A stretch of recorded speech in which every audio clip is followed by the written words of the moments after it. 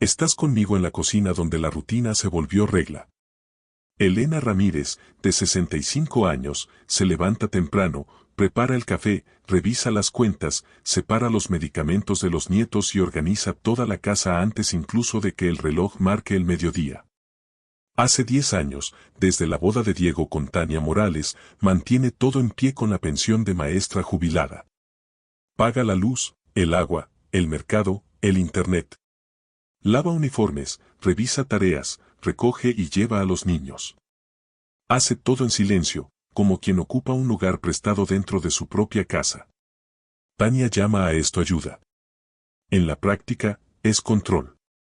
Corrige la manera de mover la cacerola, se queja del sazón, dice que los juguetes de los niños están mal guardados. Le pide a Elena que no se meta en decisiones de la familia y, cuando llegan los vecinos, la presenta como la abuela que vive con nosotros para facilitarnos las cosas.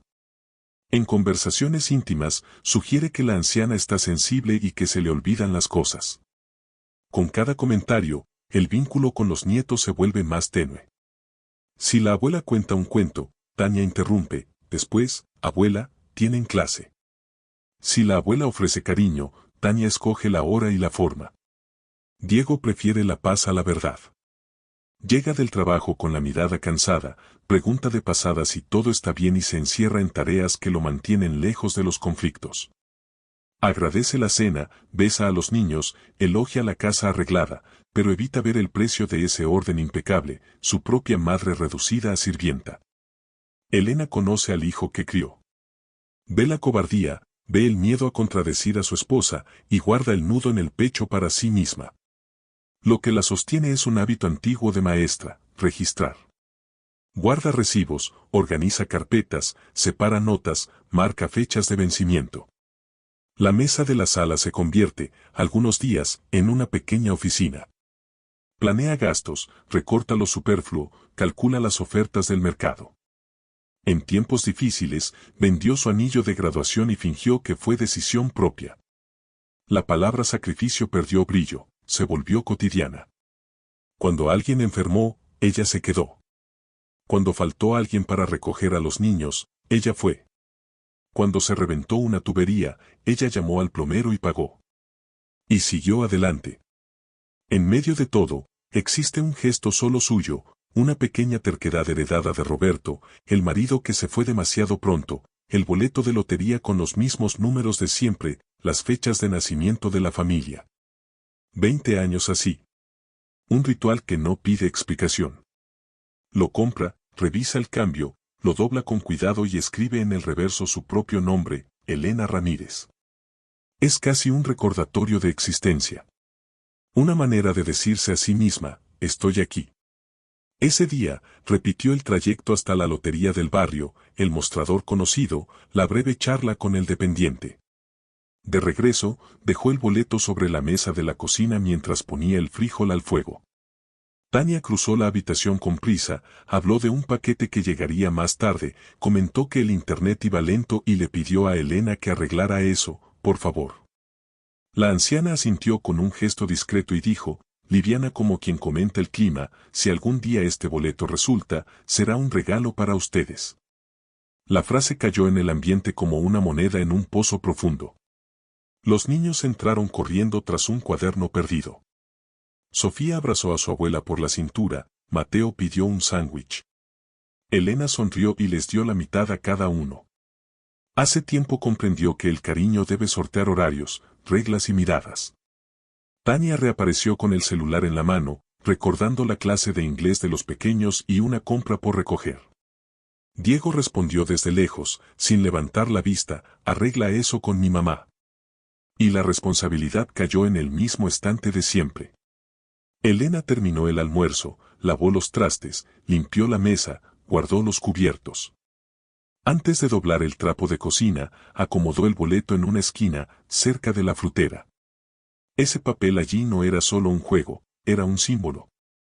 Desde que Roberto se fue, aprendió a guardar pequeñas señales de autonomía, su nombre en las cuentas, el recibo de la farmacia, el sello de la escuela. El boleto, con su nombre escrito de su propia mano, era uno más de esos recordatorios invisibles que solo tienen sentido para quien se siente empujado fuera de su propio lugar. Cuando Tania regresó a la cocina, el tema cambió a ropa donada, la visita de la vecina, un presupuesto para remodelar. Comentó que la casa necesita otro aspecto.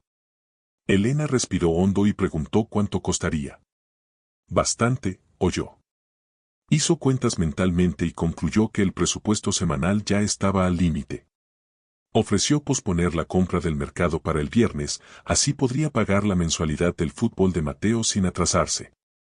Tania se encogió de hombros y dijo que cada quien debe hacer su parte. La frase quedó resonando. ¿Cada quien?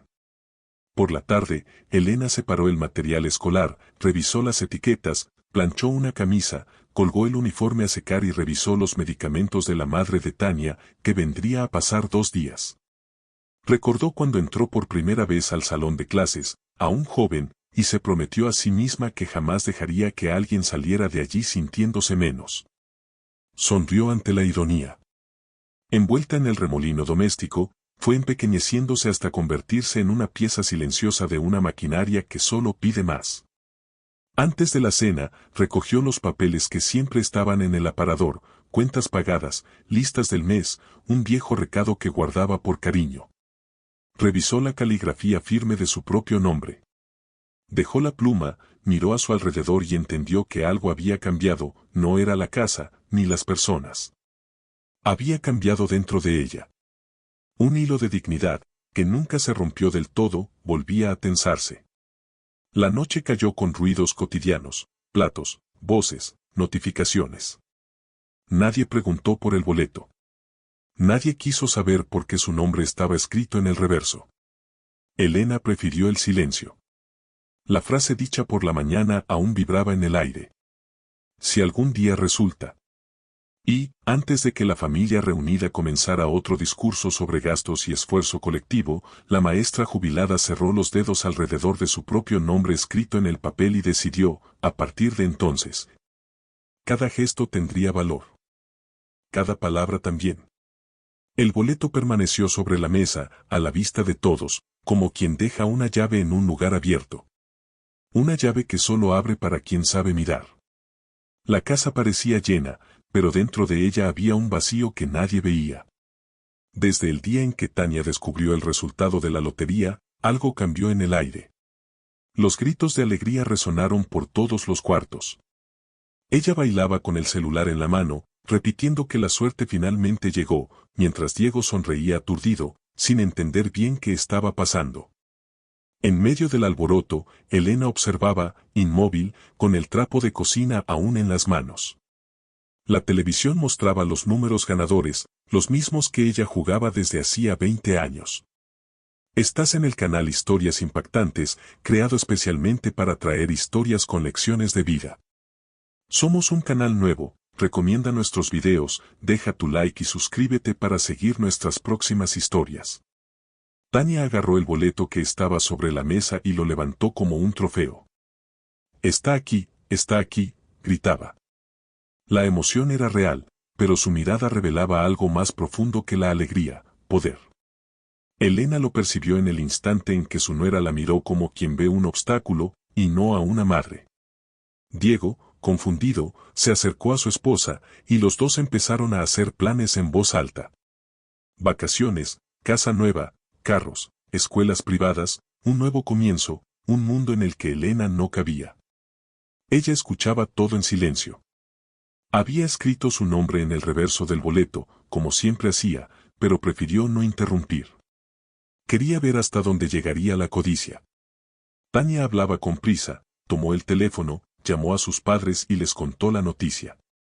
En minutos, todo el vecindario ya sabía que la familia Morales se había vuelto millonaria. El nombre de Elena fue olvidado en las conversaciones, como si nunca hubiera existido. Esa noche, la casa se convirtió en un escenario de celebración. Tania abrió champán, Diego grabó videos, los niños gritaban sin entender bien el motivo de la fiesta. Elena se quedó en la cocina, lavando los vasos usados.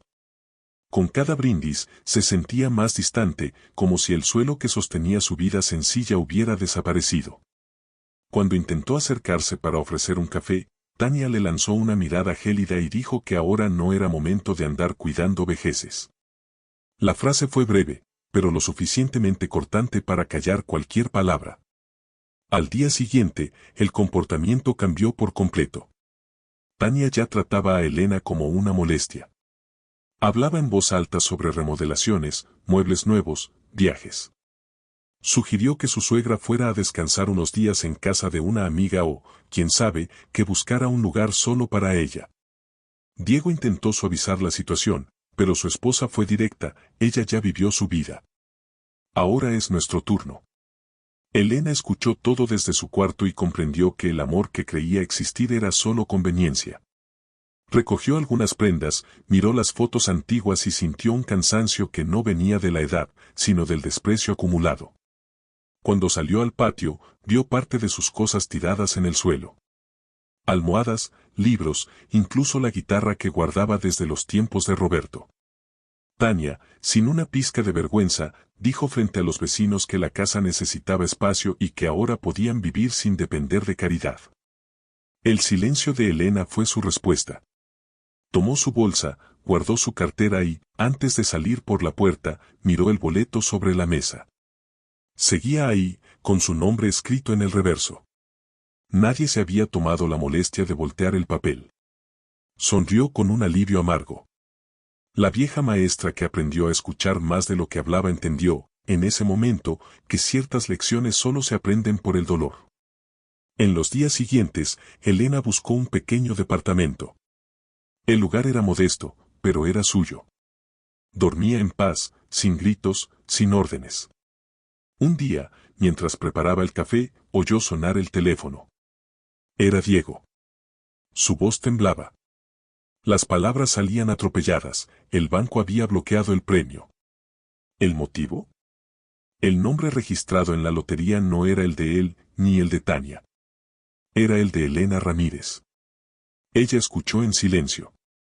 No había enojo, solo una extraña serenidad. Había dejado el boleto sobre la mesa para probar el carácter de su familia. Y el resultado estaba ahí, en sus propias acciones. La madre que durante años se anuló dentro de su propia casa ahora sostenía en sus manos el destino que la vida parecía haberle arrebatado. La diferencia era que, esta vez, no sería la suerte la que decidiera el desenlace, sería ella. Las llamadas se volvieron frecuentes. Al principio llegaban con tono ansioso, luego con desesperación. Diego hablaba sin parar, intentando explicar que el banco había congelado el premio por detalles burocráticos. Pero Elena ya conocía la verdad, su nombre figuraba como la única titular del boleto. Su silencio al principio no fue descuido, fue elección. Quería entender hasta dónde llegaría su propio hijo. Cuando él finalmente fue al pequeño departamento donde ella vivía ahora, llegó abatido. Con la ropa arrugada, la mirada cansada y la voz temblorosa. Elena abrió la puerta y lo dejó entrar sin decir una palabra.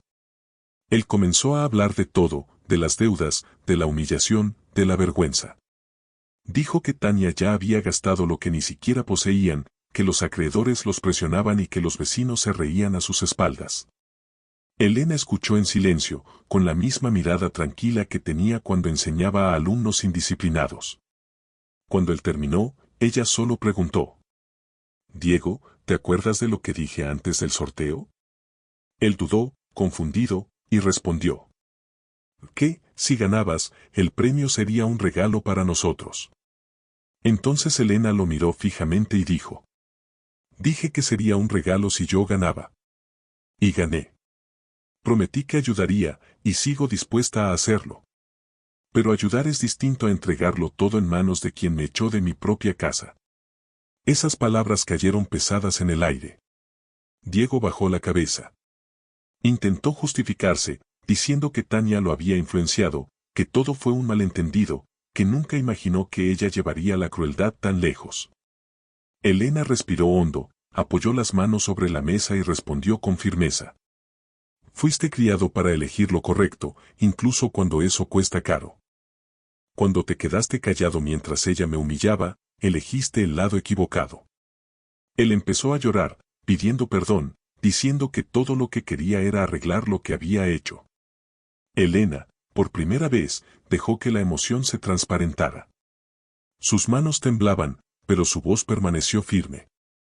Yo te iba a ayudar de cualquier forma, Diego. Incluso si el boleto valiera 1 centavo. Pero la ayuda de una madre no es un premio. Es amor. Y el amor que ustedes me negaron es ahora lo que decidirá lo que merecen recibir. En los días siguientes, Elena buscó al abogado que siempre había manejado sus asuntos de jubilación.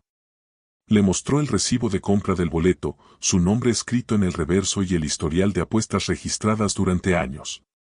El abogado lo confirmó, el premio le pertenecía exclusivamente a ella. Solo tenía que reclamarlo. Cuando la noticia se hizo pública, la prensa local apareció en su puerta. Cámaras, reporteros y curiosos querían conocer a la maestra jubilada que venció a su propia familia y a la suerte. Tania, al enterarse, enloqueció. Intentó convencer a Diego de demandar a su madre, alegando que el boleto había sido un regalo. Él, agotado, se negó. La verdad lo oprimía más que la ruina. Los acreedores llamaban sin cesar, las promesas hechas con base en dinero inexistente ahora los asfixiaban. Mientras tanto, Elena mantenía la calma.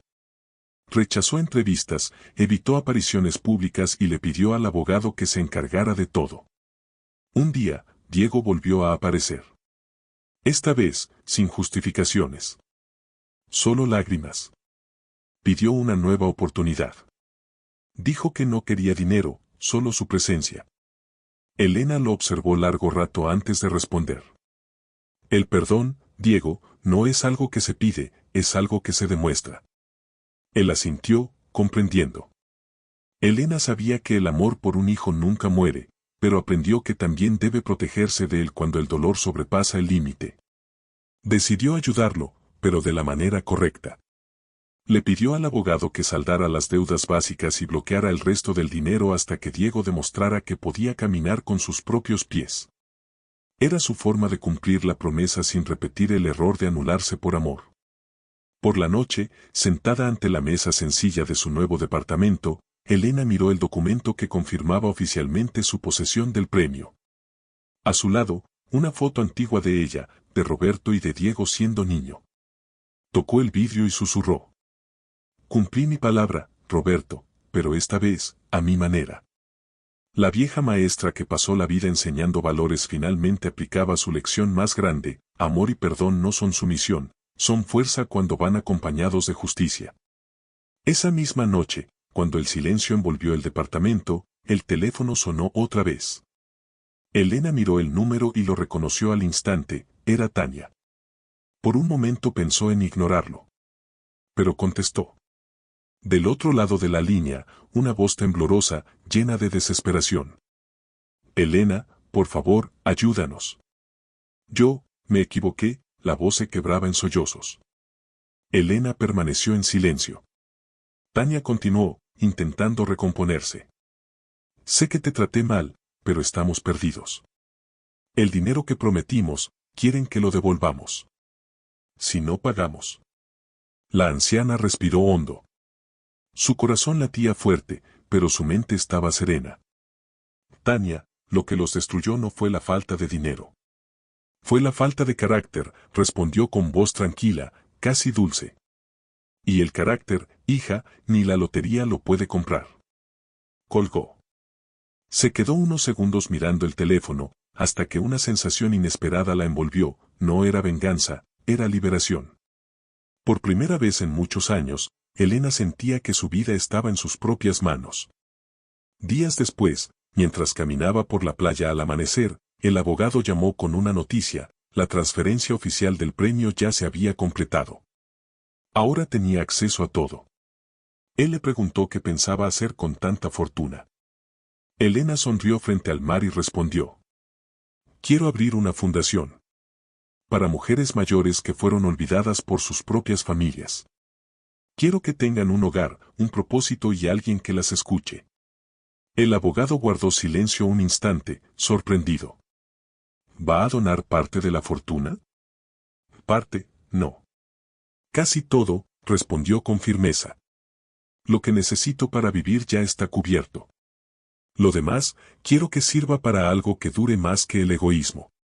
A la semana siguiente, los periódicos publicaron titulares: Maestra jubilada dona fortuna para crear refugio de mujeres abandonadas. Las fotos mostraban a Elena sonriendo, rodeada de señoras que lo habían perdido todo, pero que ahora tenían una segunda oportunidad. Mientras tanto, Tania y Diego intentaban reconstruir su vida en silencio. El orgullo les había costado caro, pero el tiempo empezaba a hacer su trabajo. Un día, meses después, Diego apareció en el refugio con sus hijos. Elena los vio a lo lejos. Él se acercó y le entregó un sobre con una nota sencilla. Mamá, lo que la vida quitó con la codicia, lo devolvió con tu valentía. Gracias por no rendirte conmigo. Ella lo abrazó. Largo, sincero, sin palabras. Esa noche, sentada en el balcón del refugio, Elena miró al cielo y sonrió. La brisa suave acariciaba su rostro, y el recuerdo de Roberto parecía susurrar entre las olas: ganaste, Elena. Ella murmuró en respuesta, con un brillo en los ojos que solo entiende quien renace. No vencía la suerte, Roberto, vencía el miedo. Y allí, frente a la inmensidad del mar, lo que comenzó como una humillación terminó como una revolución silenciosa, la prueba viva de que, a veces, la vida lo quita todo, solo para devolver algo mucho más grande. La fuerza de empezar de nuevo a tu manera. Nuestro canal nació para compartir historias impactantes. Aún estamos al principio de este camino y necesitamos tu apoyo para que YouTube recomiende nuestros videos. Así que dale like a este video, suscríbete al canal y ayúdanos a difundir estos mensajes de inspiración.